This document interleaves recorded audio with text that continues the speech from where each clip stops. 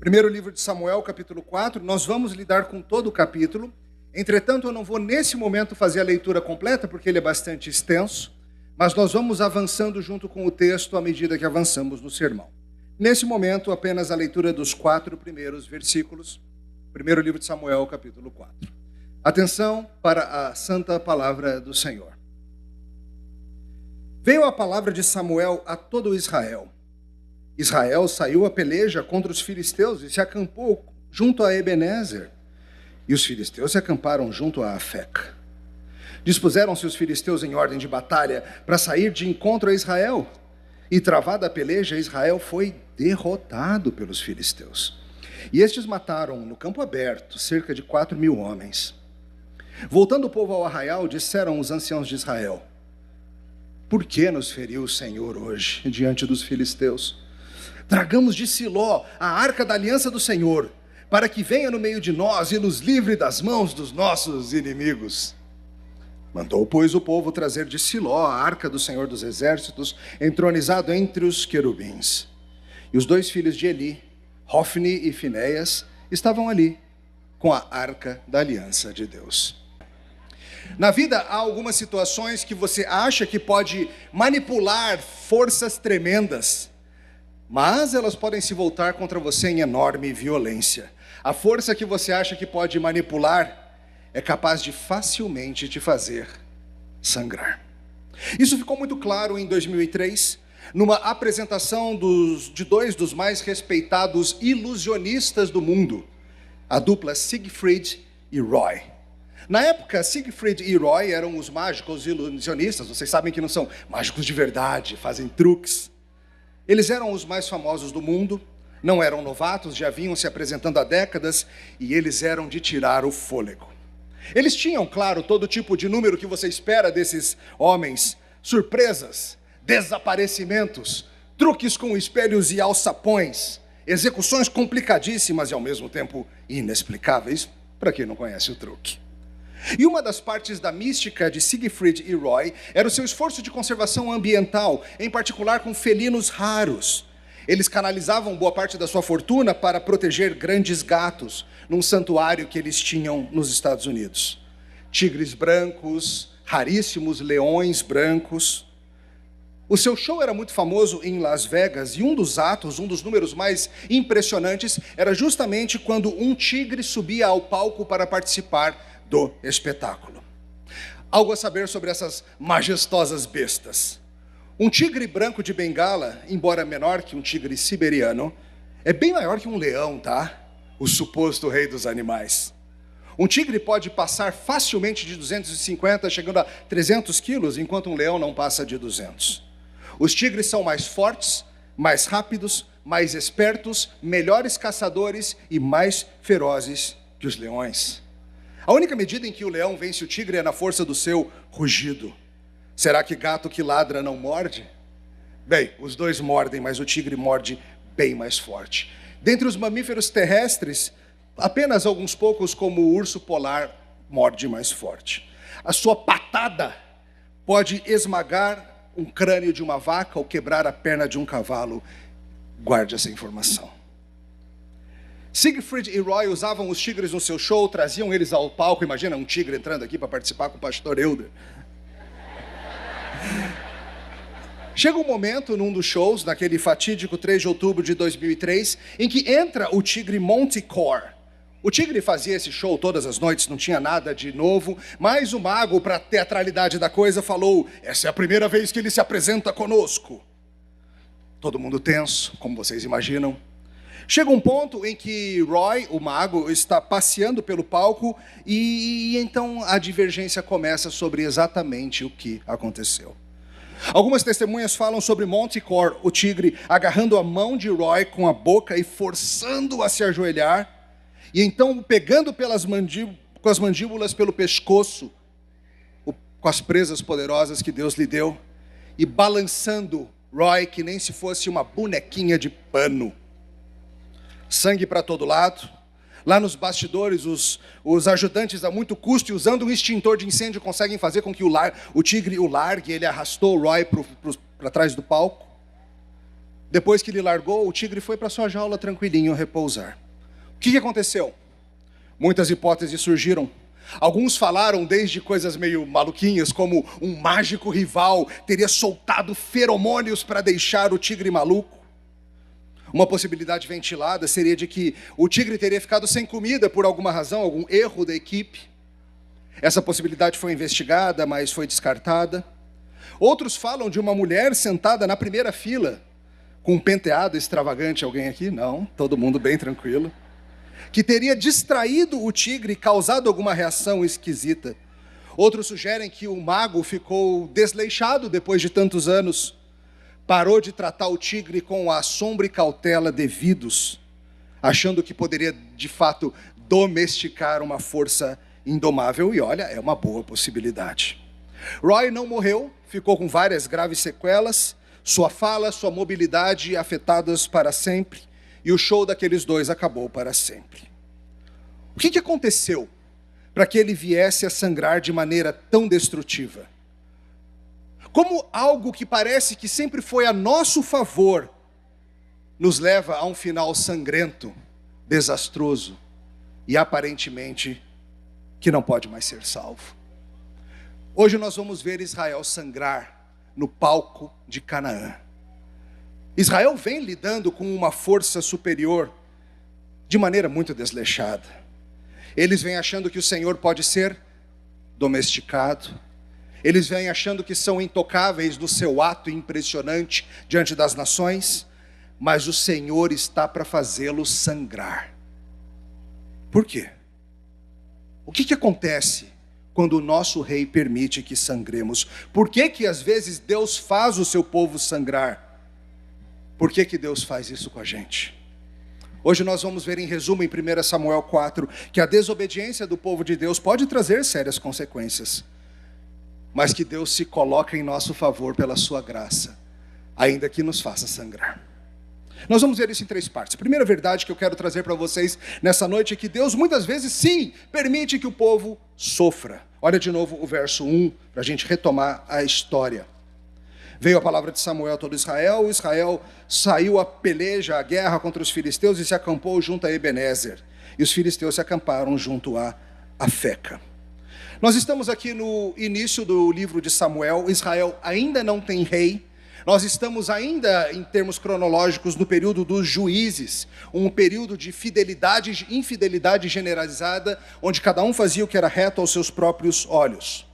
Essa história se dá pouco depois de Deus dar para Ana e Eucana um filho. Lembra dessa história?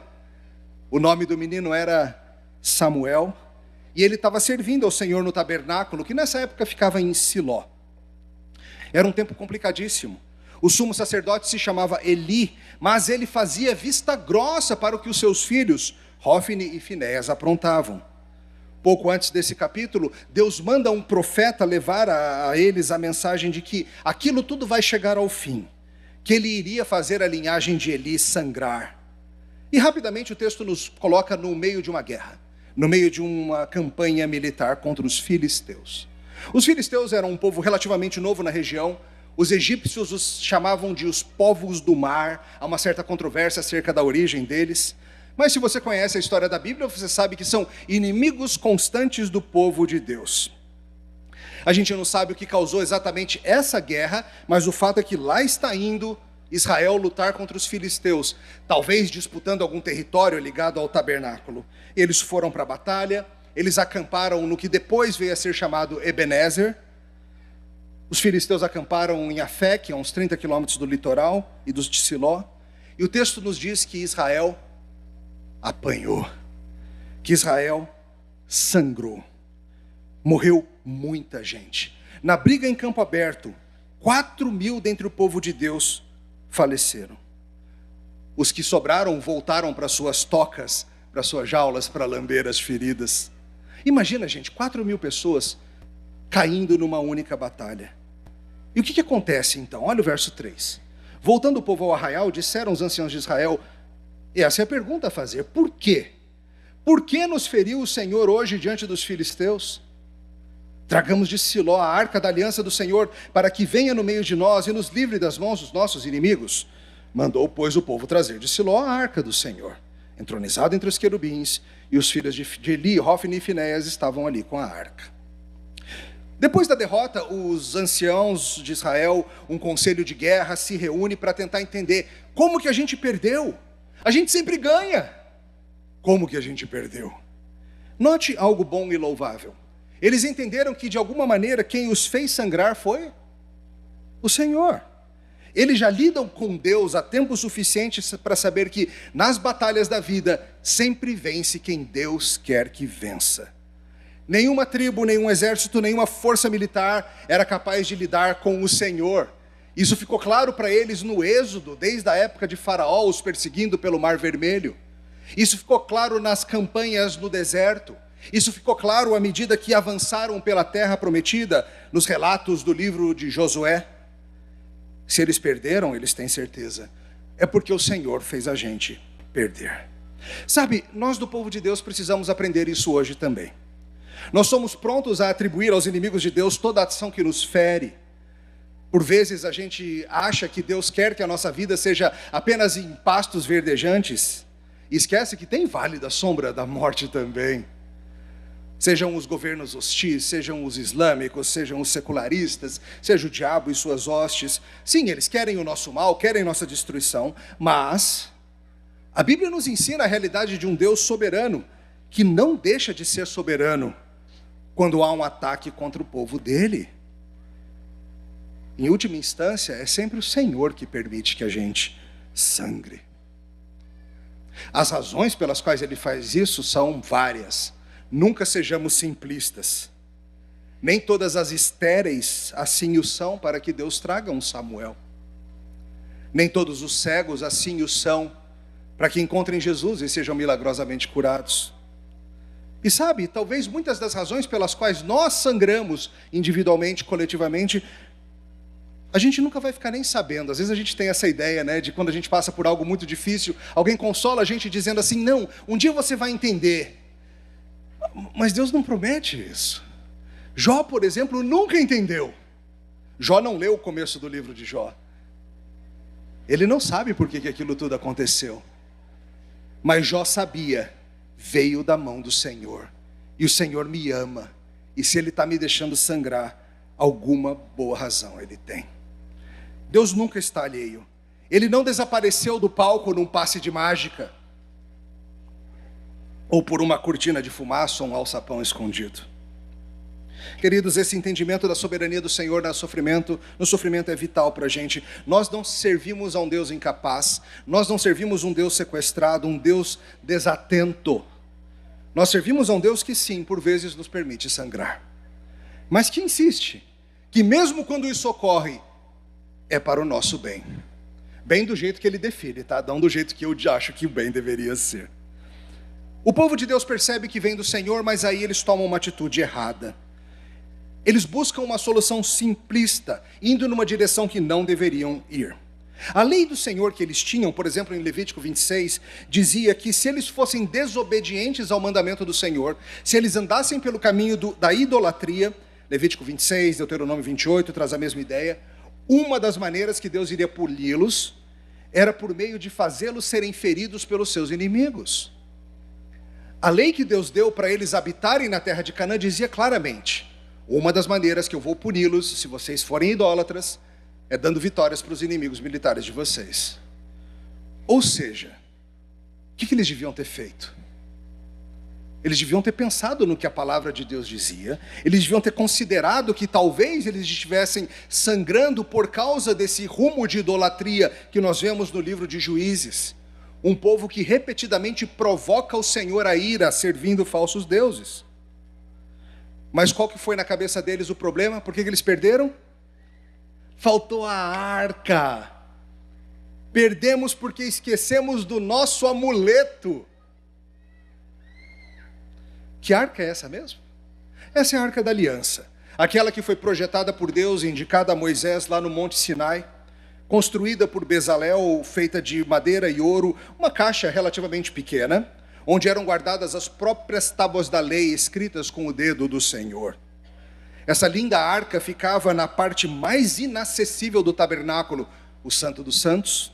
Ela simbolizava o quê? que Deus era com eles, que Deus estava com eles em pacto, que Deus trazia sua lei para o seu povo, mas que o acesso a Deus era limitado, protegido, no caso, por estátuas de anjos, querubins, simbolicamente lembrando que a gente não pode ir chegando na presença de Deus, a gente precisa de sangue em nosso favor. Por isso que os sacrifícios eram feitos, sangue era jogado sobre aquela arca, e Deus falava com eles a partir dali. E aí eles acham, faltou foi a arca. Por que eles estão achando isso, hein? Talvez eles tenham se lembrado da histórica vitória em Jericó, quando eles marcharam em torno da cidade algumas vezes, levando a arca e a muralha caiu. E alguém tem a ideia, foi a arca que faltou, pega lá. E como você vai ver já já, quando eles trazem, todo mundo fica tão feliz achando que é isso. Perceba que o que parece que está acontecendo aqui é o seguinte, é uma tentativa de forçar a mão de Deus. Se a gente levar a arca e a gente perder, aí quem perdeu foi ele. Aí a desonra vai ser dele, porque a arca significa Deus junto com a gente. Uma espécie de estratégia de pressão. Às vezes a gente faz isso também, tá? Às vezes a gente acha que oração é isso, é botar Deus contra a parede. Deus estaria obrigado a dar a vitória para eles por causa da sua aliança. Ah, se a gente levar a arca não vai ter jeito, Deus vai ter que abençoar. Como se Deus fosse um gatinho doméstico e não algo muito, muito mais indomável. Agora a honra dele está em jogo. Às vezes a gente faz isso, né? Às vezes a gente bola nossos planos malucos e fala assim, vai dar certo porque Deus é fiel. Como se Deus fosse obrigado a abençoar todos os seus planos malucos. A arca da aliança do Senhor está com a gente, vai dar certo, mas Deus nunca prometeu isso. Eles violaram o pacto, eles tinham que se arrepender e voltar ao Senhor. Olha como a história segue a partir do verso 5. Sucedeu que, vindo a arca da aliança do Senhor ao arraial, rompeu todo Israel em grandes brados e ressoou a terra. Ouvindo os filisteus a voz do júbilo, disseram, que voz de grande júbilo é esta no arraial dos hebreus? Então souberam que a arca do Senhor era vinda ao arraial, e se atemorizaram os filisteus e disseram, os deuses vieram ao arraial. E diziam mais, ai de nós, que tal jamais sucedeu antes, ai de nós, quem nos livrará das mãos desses grandiosos deuses? São os deuses que feriram os egípcios com toda sorte de pragas no deserto. Sede fortes, filisteus, portai-vos varonilmente, para que não venhais a ser escravos dos hebreus, como eles serviram a vós outros. Portai-vos varonilmente, se portem como homens, e lutem. Então pelejaram os filisteus, e o resultado? Israel foi derrotado. E cada um fugiu para sua tenda, e foi grande a derrota, pois foram mortos de Israel 30.000 homens de pé. E que mais? Foi tomada a arca de Deus, e mais? E foram mortos os 2 filhos de Eli, Hofni e Finés. Israel tinha, no final das contas, uma visão supersticiosa de Deus. Eles sabem que Deus é poderoso, mas eles não entendem que no poder do Senhor, os grandes objetivos dele são acerca muito mais de nossa santidade e amor para com ele, do que para que tenhamos vitóriazinhas em cada situação. Seria péssimo para Israel se eles vencessem essa batalha com essas ideias idólatras deles. Seria péssimo para Israel se esses líderes perversos aqui mantivessem o poder porque ganharam o dia. Note, Israel tem certeza que agora vai. Claro que triunfaremos, Deus é conosco. E eles fazem tanto barulho porque a arca chegou, que até os filisteus ficaram preocupados, vocês viram? Que barulho é esse? Por que Israel está feliz assim? Eles acabaram de perder.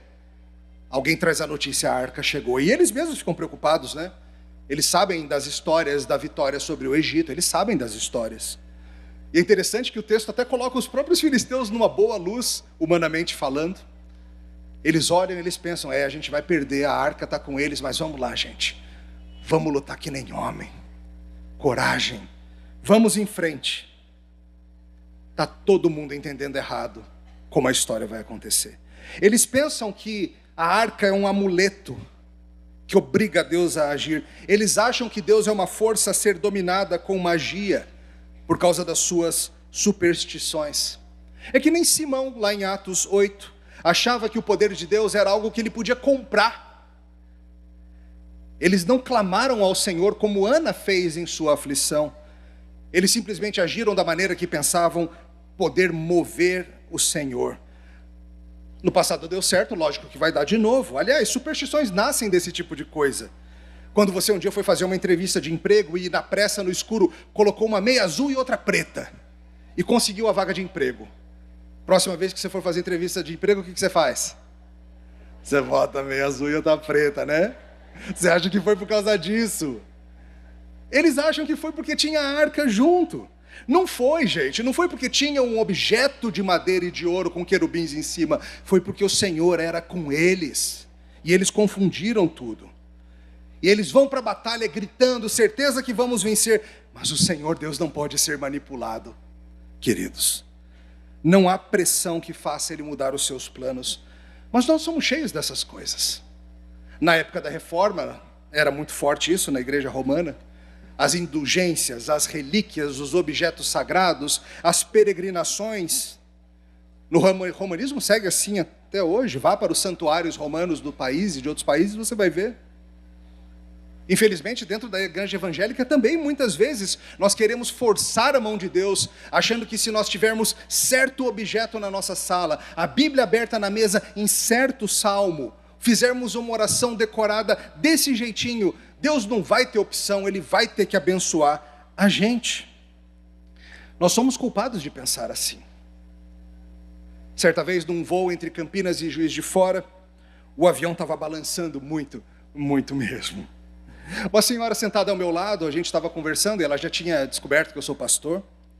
E aí começou a balançar para valer. Sabe o que ela disse?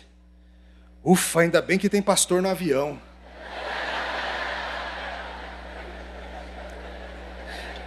Eu não quis aumentar o medo dela, né? Mas não é por isso que não vai cair não, irmã.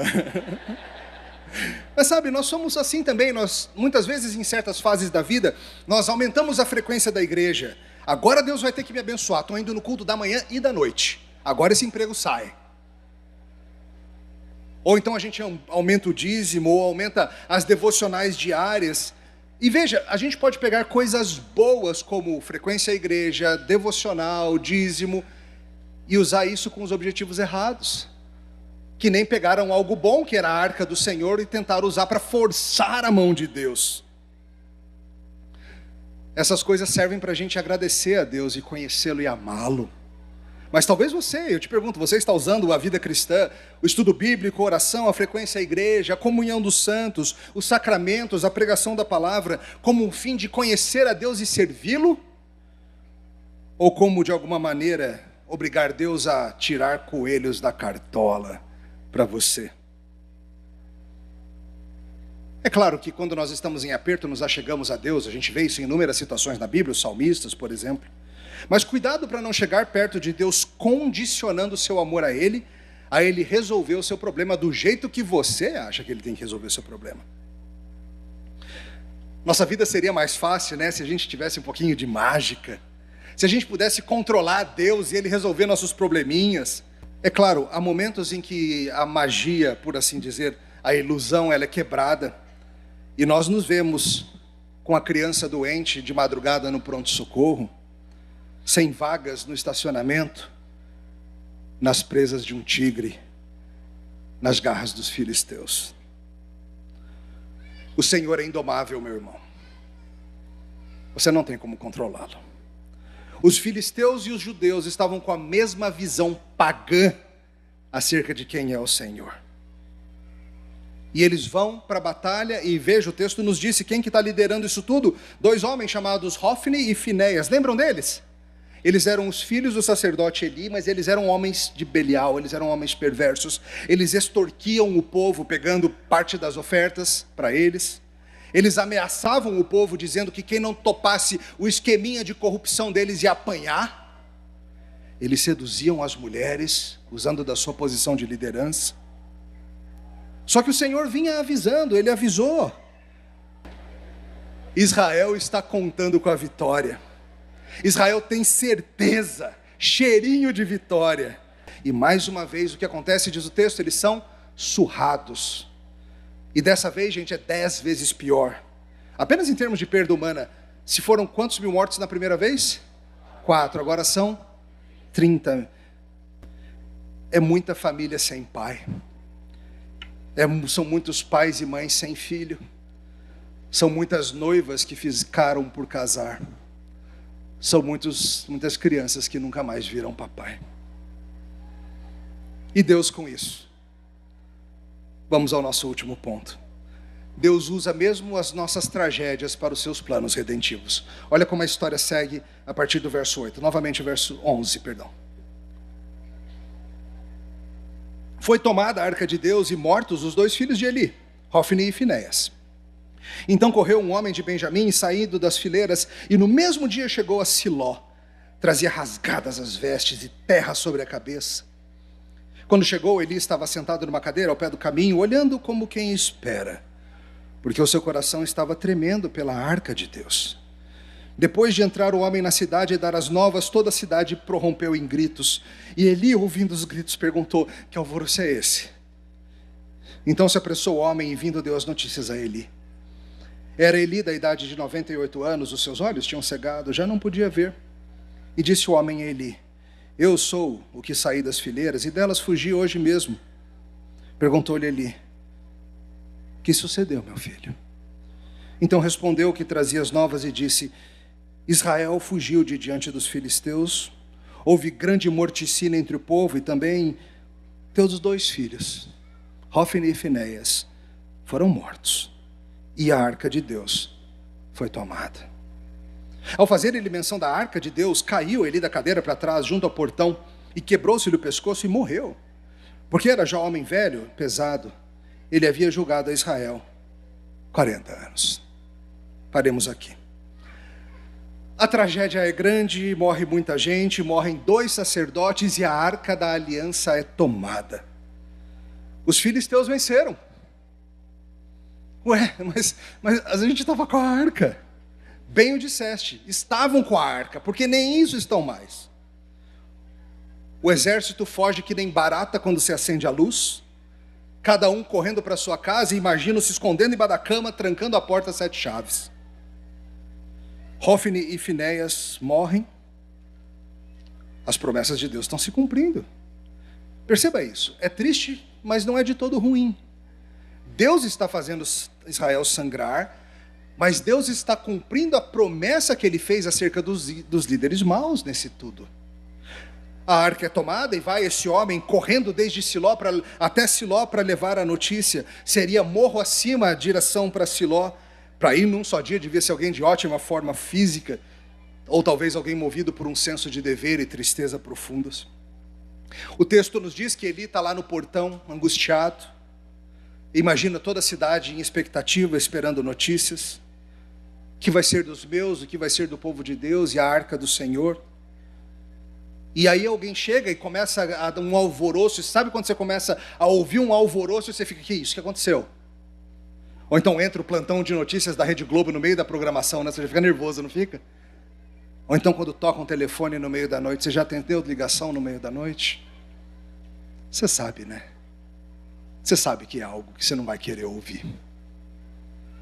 Ele está ali na cidade esperando, e vem um homem surrado e maltrapilho.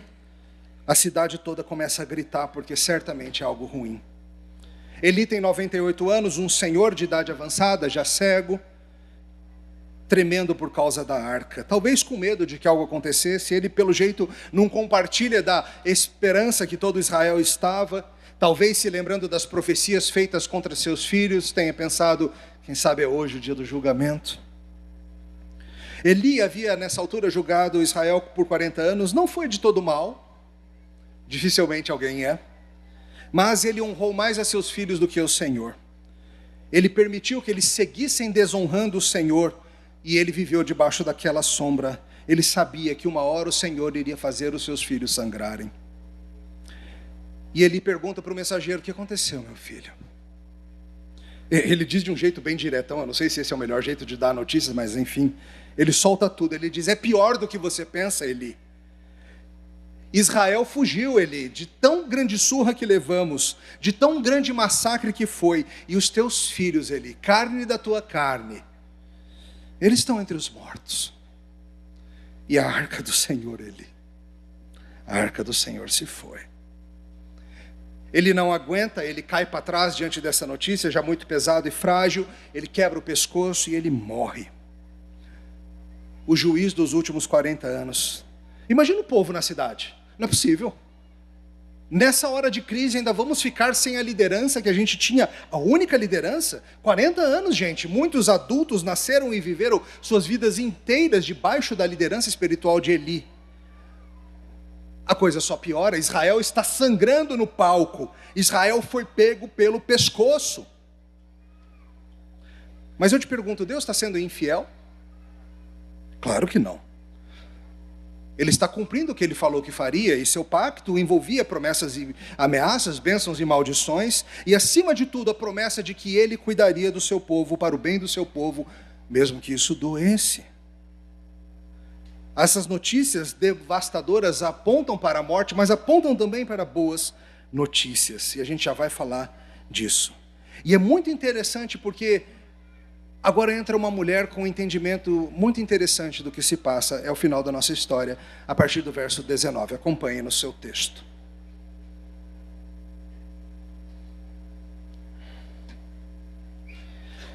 Estando sua nora de Eli, a mulher de Finéias, grávida e próximo ao parto, ouvindo essas novas de que a arca de Deus fora tomada e de que seu sogro e seu marido morreram, encurvou-se e deu à luz, porquanto as dores lhe sobrevieram.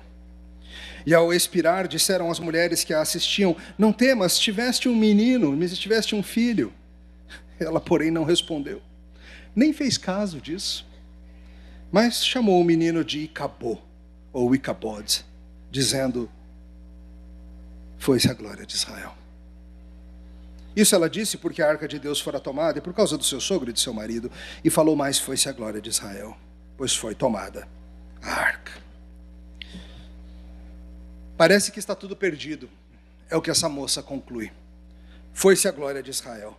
Chega na mulher de Finéias a notícia, agora adicionada, da morte do sogro. Ela estava grávida, chega a notícia de que morreu o marido, que não morreu o sogro, morreram 30.000 e a arca foi tomada.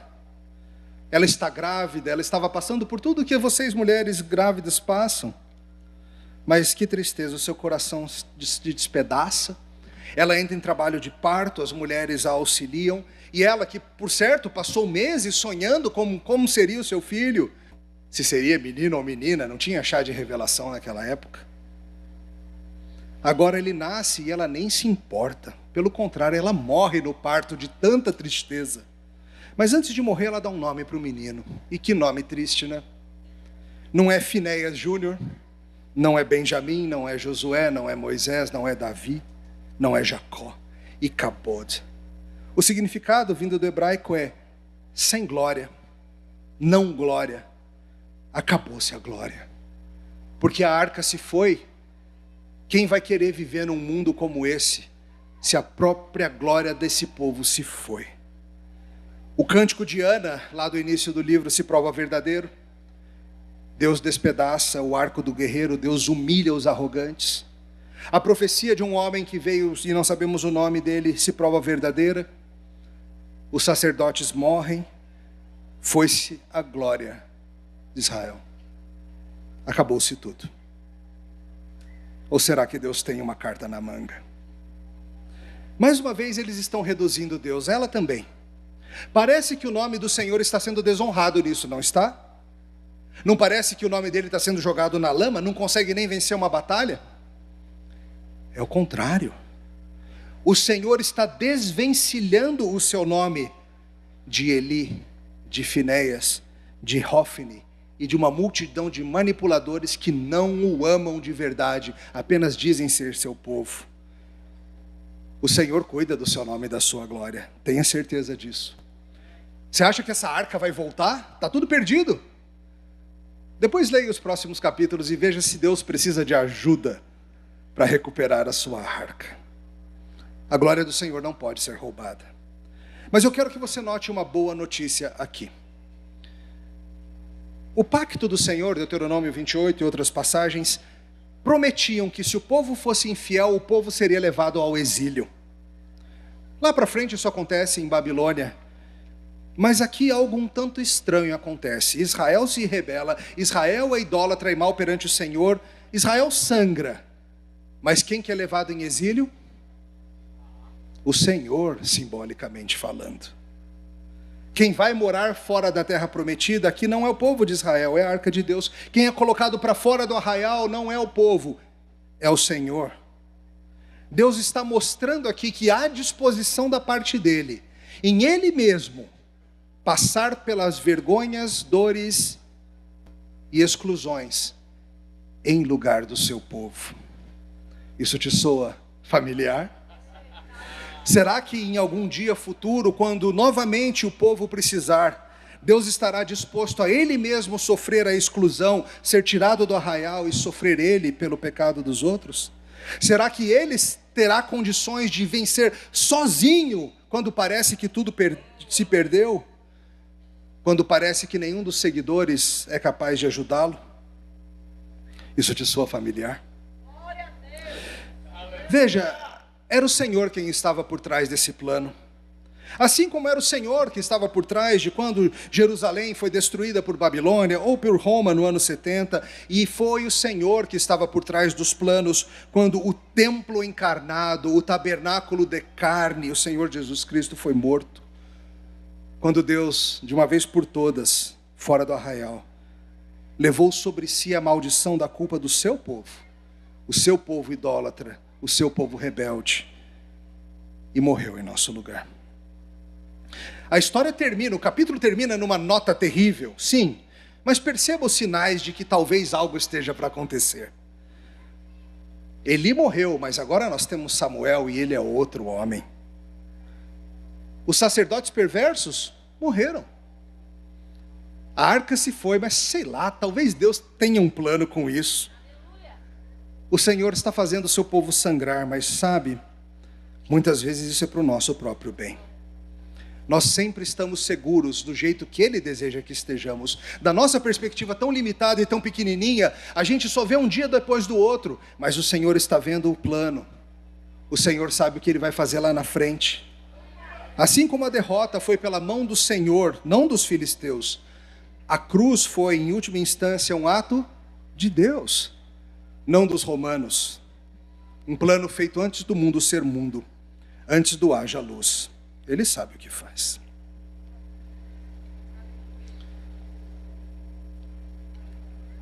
Uma das coisas que esses ilusionistas fazem em seus atos é usar o que se chama redirecionamento de atenção. Eles atraem a sua atenção aqui, enquanto isso pegam sua carteira ali.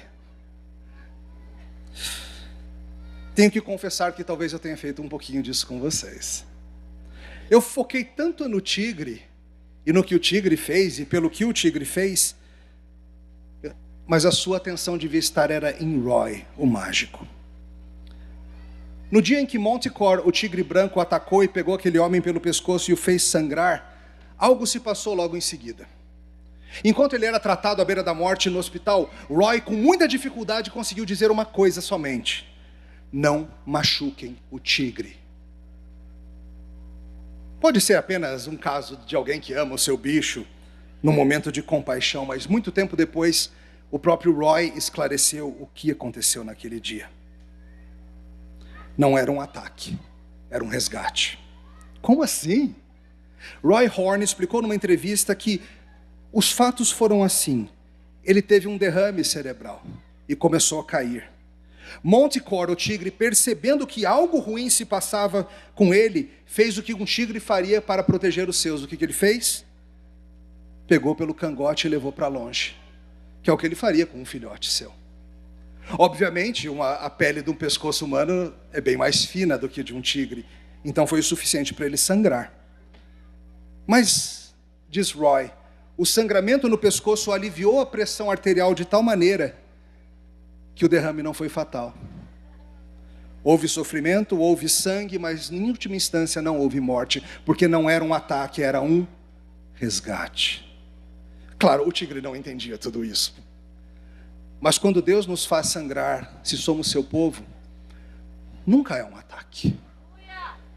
Sempre é um resgate.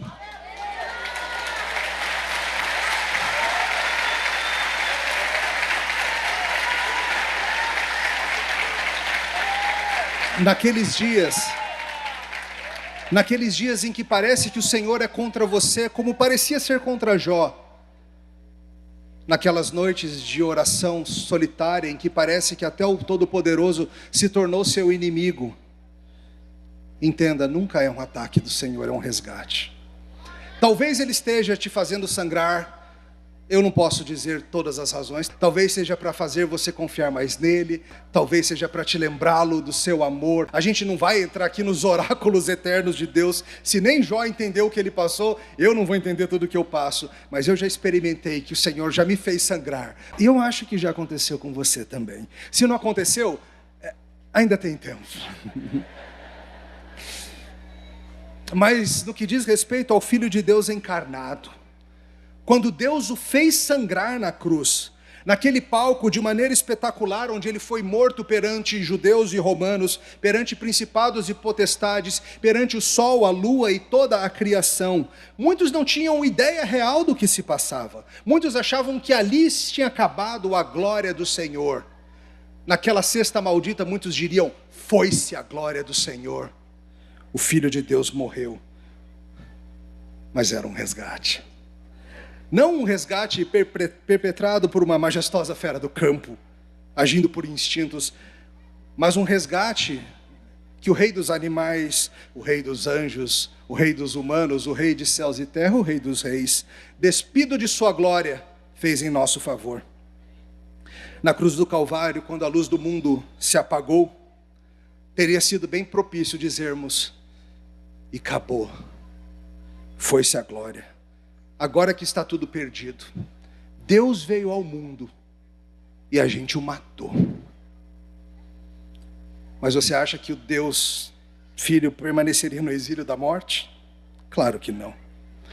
Porque mesmo quando parece que os inimigos do Senhor triunfaram, o Senhor tem um plano. Foi assim na montanha da caveira, quando parecia que a glória de Israel estaria perdida para sempre, quando parecia que naquela tragédia sangrenta, a luz do mundo seria apagada para sempre, mas Deus tinha um plano. Como Deus tinha um plano aqui, eu te chamo a continuar lendo a história. Mas a pergunta é, será que quando Deus leva seu filho à morte, Ele tem um plano para voltar ou não tem? Seria sempre temporário. Parecia que a luz do mundo estava apagada, mas não era um ataque, era um resgate, sangrento, mas suficiente para nós. Aleluia.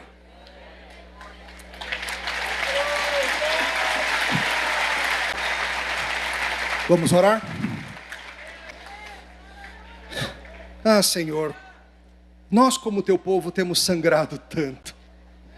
Tem dias em nossa história registradas nas Escrituras, tem dias na nossa história registrada na época da Reforma, na Igreja Antiga, na história das missões, tem tantos dias em que o Senhor permitiu que nós sangrássemos. Confessamos que às vezes nós nos rebelamos, às vezes nós olhamos e até desconfiamos do teu amor. Perdoa-nos por isso. Agradecemos porque no pior dia da humanidade, naquela sexta-feira maldita, o Senhor mesmo sangrou. E aquela sexta deu início à grande transformação, à remissão dos nossos pecados, ao perdão em Jesus Cristo. Agradecemos porque sabemos que todo e qualquer sangramento que venhamos a ter daqui até o final do mundo é parte do teu plano. Coopera para o nosso bem, avança a igreja, fortalece a fé, exalta Cristo. E um dia Ele volta para pôr fim nisso tudo. Esperamos, Senhor. O Espírito diz, vem.